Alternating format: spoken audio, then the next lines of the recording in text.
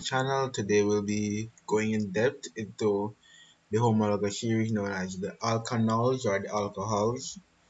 Of course, alkanol or alcohol is the homologous series that is characterized by the hydroxyl group, hydroxyl functional group, that is bound to one of the atoms in the carbon chain. Now, its general formula is CnH2n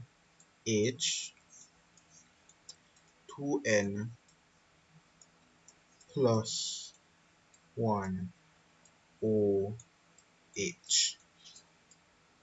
So a number of carbons, that number of carbons times 2 plus 1 for a number of hydrogens, then you add an OH group.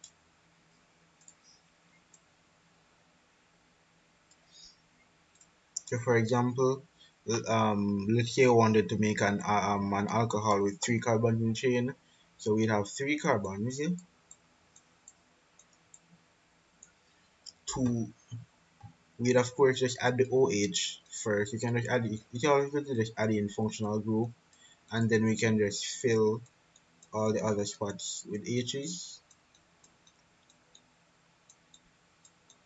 And if you notice, you will end up with 7 hydrogens aside from the one on the hydroxyl group, and this is known as propanol. Now of course, this can undergo isomerism, where we can bond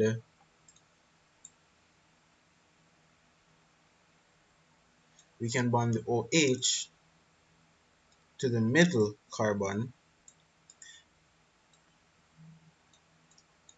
and in that case we would call that propan 2-ol.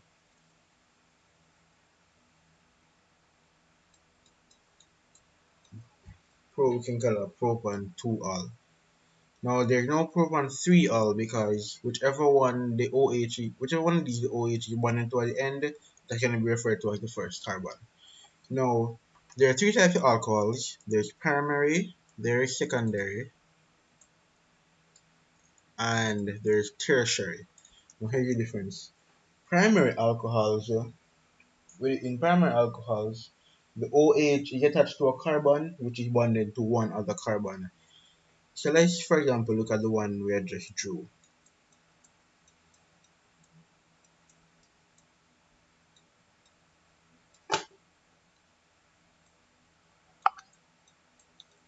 So let's just pretend they're hydrogens here. So the OH is bonded to the carbon and it's bonded to only one other carbon atom. That makes this a primary alcohol. Now, what if we took the OH group and we put it here? Now, the carbon bond to the OH is bonded to 2 other alcohols, to 2 other carbons. Therefore, this is a secondary alcohol.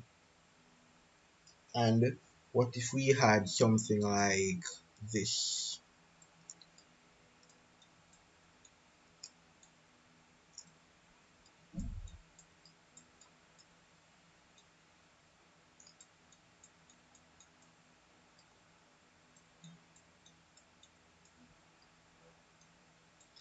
Now, here we have what is known as 3-methyl propan 2-ol. So we have the carbon and it's bonded to 3-methyl groups. Of course, it's bonded to the carbon of the methyl groups. And this is a tertiary alcohol because the carbon that has the OH is bonded to 3 other carbons. Now, whether it's a primary, secondary, tertiary alcohol will depend on what you obtain when you oxidize the alcohol. So let's go into oxidation. Now, of course, when you react the alcohol with powerful oxidizing agents such as potassium permanganate or potassium dichromate, you will get different products depending on whether it's primary, secondary, or tertiary. Primary alcohols, such as this one right here,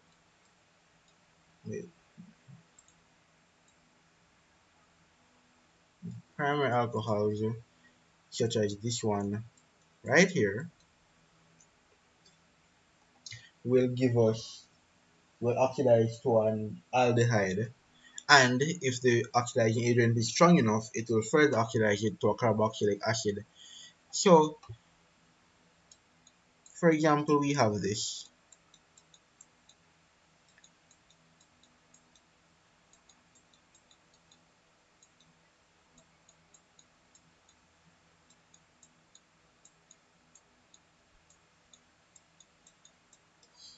right? And we react this with the potassium permanganate in order to oxidize it. What we will end up with is a compound known as propanal.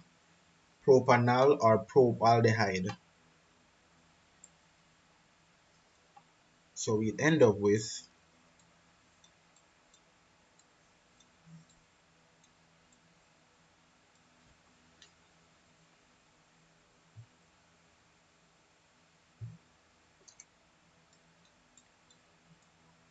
and we'll go into the aldehyde in good detail in another video.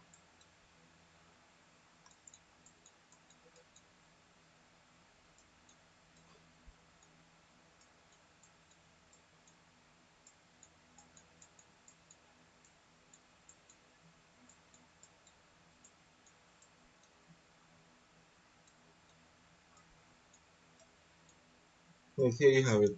So this will be the product if we were to oxidize the propanol using that. Now let's say we use a really powerful agent such as the potassium permanganate or the potassium dichromate. It is going to be so powerful that it's not going to stop there, and it's going to oxidize it further into propanoic acid.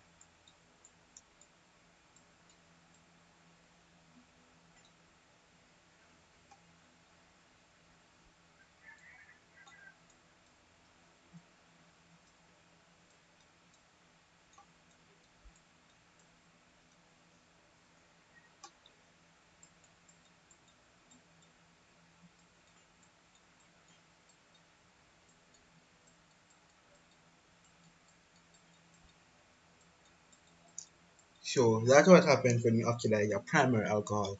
Now look at what happens when you oxidize secondary alcohols.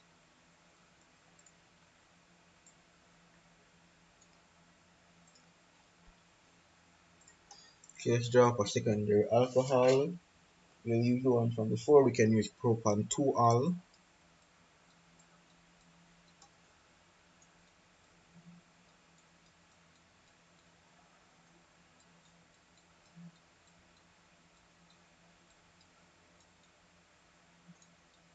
So we know already that these bonds will be filled with hydrogens.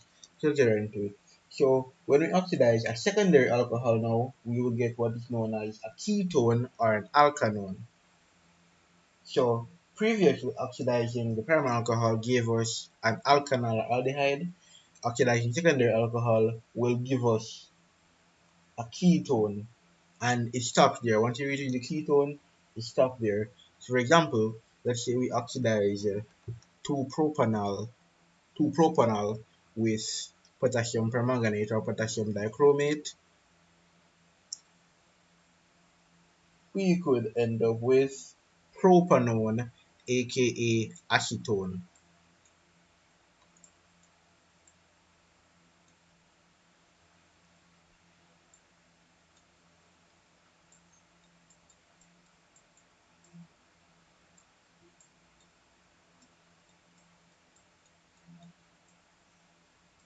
There we go. So yes, that's what happens if you oxidize a secondary alcohol. If you oxidize a tertiary alcohol, there is no reaction. It is stable towards oxidation. Now let's go into a process known as esterification. And this is of course what happens when you react an alcohol with what is known as a carboxylic acid. So remember a while ago we showed how carboxylic acid was formed when you oxidize the primary alcohol to that point. So let's show what happens when you react an alcohol. Let's say C3H7OH, and we are reacting that with C3H7COOH.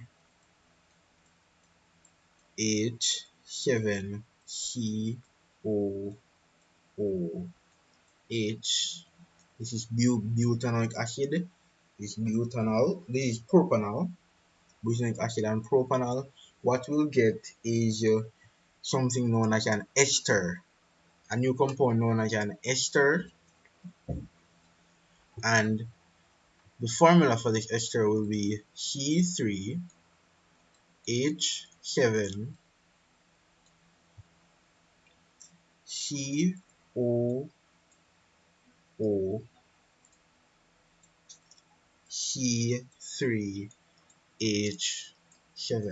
So when you're writing the formula for the new ester, the part from the carboxylic acid comes first, then the part from the alcohol, and then we name it starting with the alcohol. So we name this propyl butanoate.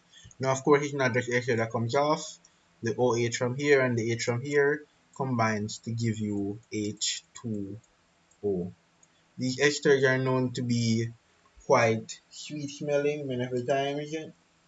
And so for example, ethyl pentanoate has a very pleasant taste and aroma, and it's actually found in apples.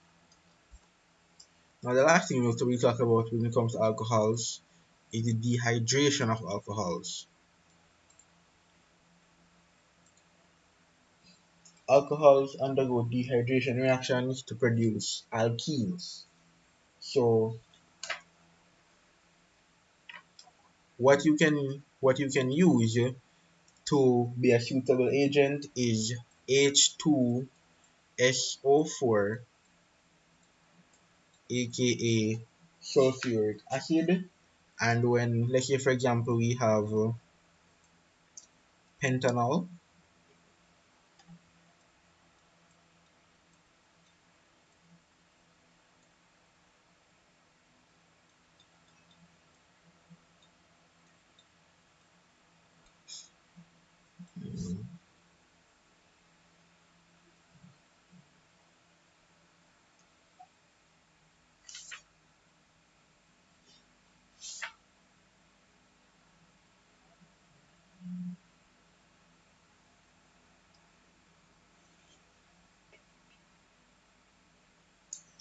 we can use the sulfuric acid as a catalyst to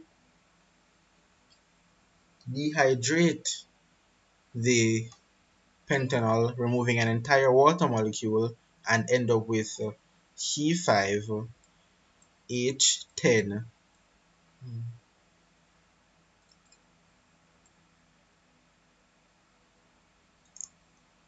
C5H10, i.e. pentene.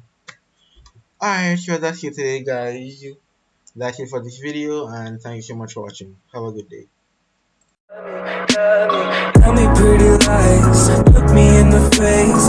Tell me that you love me, even if it's fake.